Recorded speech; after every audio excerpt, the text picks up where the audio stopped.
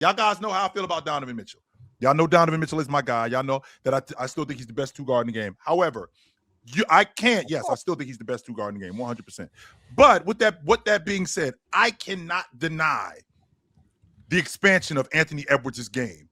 How much better he has been in the mid-range this year, how much more he's going to it, how much more he's looking at the long ball line. And not just that, he's competing on defense a lot more than he did last year. The Timberwolves, mind you, over the weekend, Anthony Edwards had a phenomenal game versus Victor Wembanyama. And I think he dropped 55 points, real talk. Yep. 55 points. And then Victor Wembanyama, he dropped 39 points in a game that went all the way down to the clutch. Anthony Edwards ended up losing that game. But Anthony had 55, 4 rebounds, and 3 assists. Jaden McDaniels, 23. Julius Randle had 17 and 10. On the other side, you get 39 points and 9 rebounds from Victor Wembanyama. And De'Aaron Fox comes away with 25 points and 12 assists on 10 of 17 from the field, y'all. And the Minnesota Timberwolves are keeping pace in the top 5. The Spurs currently have a half-game lead, I believe, over the Denver Nuggets in the second place, man. Thoughts on that game? Thoughts on Anthony Edwards in the clutch? Thoughts on Victor Wembanyama? Chill. Well, yes, sir. One thing I just wanted to say very quickly to you and the panel and everybody in the audience and everybody out there, those kind of games are the games that create NBA fans. Yeah. Those kind of big moments, those kind of big-time players when matching up, performing to that level is what makes sports, what makes the NBA, and is what makes fans. That game was absolutely phenomenal. High-level basketball being played from a multitude of people. Again, so I would just outline Wemby, Anthony Edwards, somebody who I have been singing the praises of since the preseason. I've been trying to tell y'all this man is top 5. He's the 3rd best scorer in the world, and he might be climbing up that chart, but we'll get to that later. But yeah, I just wanted to say that game is what makes the NBA the NBA. That was a phenomenal show. Still on a minutes restriction. He only played 30 minutes. Was really productive in the time that he was really productive in the time that he played. He stood up more this particular time to the physicality from Julius Randle. I thought he did a lot of good stuff, and not just letting Julius Randle get up underneath him. I think he got off the ball, reposted a couple of times. I thought he put himself in better spaces where he can get shots off. He was really good. He was really good in the limited time that he played. Julius gets himself in trouble with his on and off shot, but I felt like Julius did some good things in terms of being on the glass. I am going to be an advocate that I'm going to have to talk about scoring more. I do have to talk about being a bucket getter more than I do. I mean, I'll talk about other aspects of the game, but I think that I've gotten away from how important it is to put the ball in the basket. I'm one of those people who have gotten away from that, and I felt like Wemby did a really good job at that. I'm hoping, the thing that I'm hoping with San Antonio, because De'Aaron Fox, he's getting it. It looks like De'Aaron Fox is getting it back going again, and I like what's going on with him. Stephon Castle, on the other hand, there seems to be something tricky going on with him, like that. He likes that he likes that right wing, and below the break, not above the break, but below the break. He's really good around that area, and he likes going to his strong hand. But there's something going on in terms of him being in the flow of the offense. Like maybe he needs to touch the ball a little bit more, as opposed to just being on the floor. There's players who, I mean, I don't know if you guys know that. I mean, you guys know this. Being a scorer, you're in rhythm, and I don't necessarily have to shoot the ball every trip, but if I can touch it, I can stay in rhythm of the offense. And I feel like Castle, when he doesn't touch it, he kind of gets out of the rhythm of the offense. So maybe that can help him get back in the rhythm if he touches the basketball a little bit more. Yeah, Anthony Edwards is a special player, man. He's definitely one of my favorite players in the league. He has been. He is. I think I wanted to get involved in the core scorer conversation, but it was just going to turn into slander, and I felt like KD just needs to be praised for what he was doing. I personally think Michael Jordan, that's my favorite player I've ever watched in my life.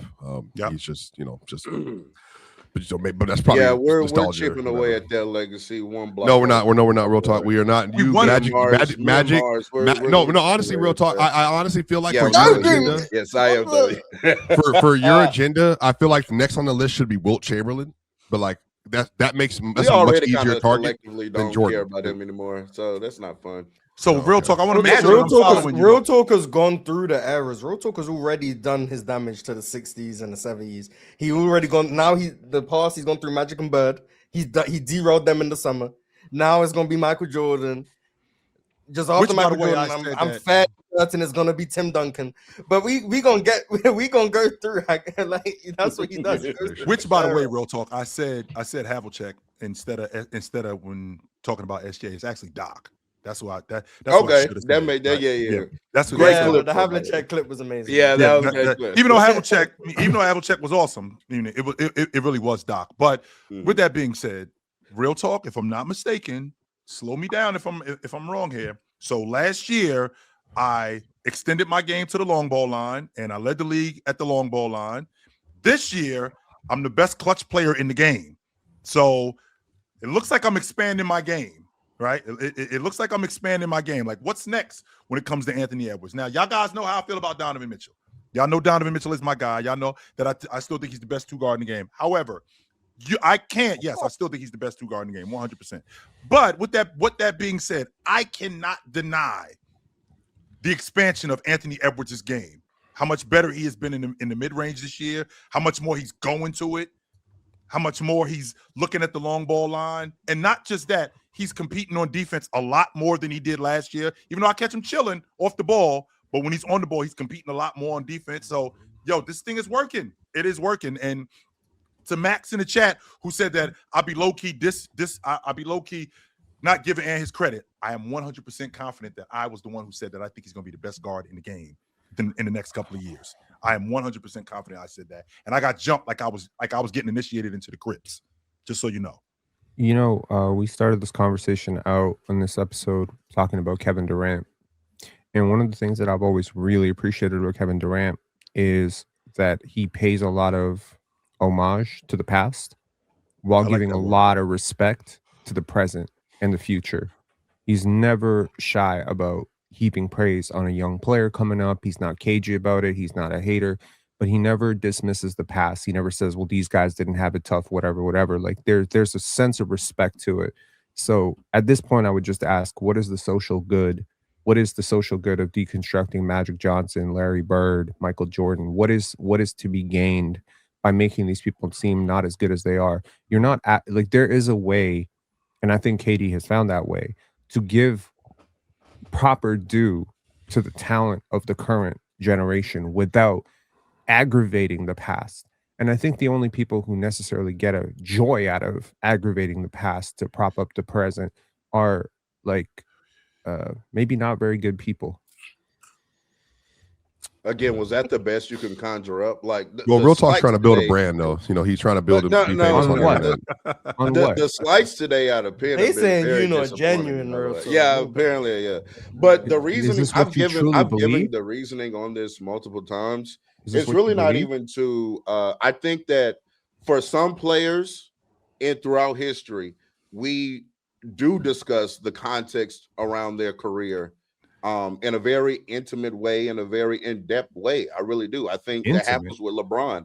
I think that happens with Kobe. I think there are players that definitely get Kevin Durant. There are players that get nitpicked to death. And so all I'm doing really is doing that to other players. I think kind of things just kind of get glossed over. People don't really talk about the down times or bad performances out of Larry Bird too much, or Magic Johnson as history is going along, Tragic right? Or Johnson Kareem didn't Abdul-Jabbar or Tim Duncan. If LeBron James was a 1 seed and got bounced by an 8th seed, do you know how much that would get brought up? We be talking Or about being that, up like, 3-1 in the about that series and Every time we getting talk bounced. about LeBron. You Yeah. said what? Like being up 3-1 in the series and getting bounced. I got you. Yeah, stuff like those kind of things. Right. Because they You weren't see on how tape. Swiper just Yeah. slighted Kobe and he was a No, I was just 17. talking in general. Like that happened multiple No, times. to, facts. like, I multiple agree. players. Yeah, it just wasn't social media era. I'm just bringing context, Well, full I context. just think to like the so complete many of your conversation. favorite players that you're attempting to prop up actually have so much reverence I'm not and propping respect. up anybody. Well, I mean, I believe one of your favorite players is Kobe Bryant. Am I incorrect? That's his guy. Yes. That's your guy, Absolutely. right? He just said gave that it Kobe away. better than Yeah, MJ. Well, What here's gave the it thing away? though. But here's the thing. not a Kobe problem. Kobe called Michael Big Bro. He would never disrespect Michael Jordan. Everybody Okay. calls him Big Bro though. What does that have to No, do with not me? everybody. They was Most going people, crazy. You meant to be like Kobe, real but talk. most people didn't have the type of relationship with Michael Jordan where they can call him up and ask them to break down their plays from the previous night and give them tips. Well, But Kobe had that kind of relationship with Michael Jordan, and Who I said, think who said Michael isn't great? I mean, Who's not You're- acknowledging you're- Michael isn't great? mm. are you kind of Real going? I do- talk thinks I he- do Real think talk that has him. probably- Do you second have in him as a time, top I 10 player? Yeah, he does. Who? He Michael does. Jordan. Yeah. Duh. Yeah. Real talk has MJ second all time for anyone wondering, unless it's changed in recent times. No, I have LeBron, Mike. And then Kobe Kobe. somehow. Yeah. So I'm saying we But can you we just can said move. Kobe is. we is don't better have to than revisit- Shaq. Better, but that was We a don't have to greater revisit list. this conversation. Yeah, because Different list. this has happened multiple times.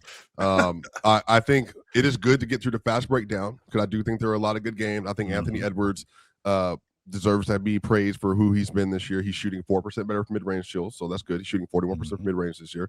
That's a lot better than 37% last year. So he's Yes. gotten a lot better. I think he's just a fantastic player, man. Like he's everything you want in a player on the court, from like tenacity, leadership, like aggression, never fades away from the moment. He developed a jumper. I didn't think he was going to have a jumper when he first came out. You talking Like about one of Ant? the best 3-point shooters in the league. Yes. He's great.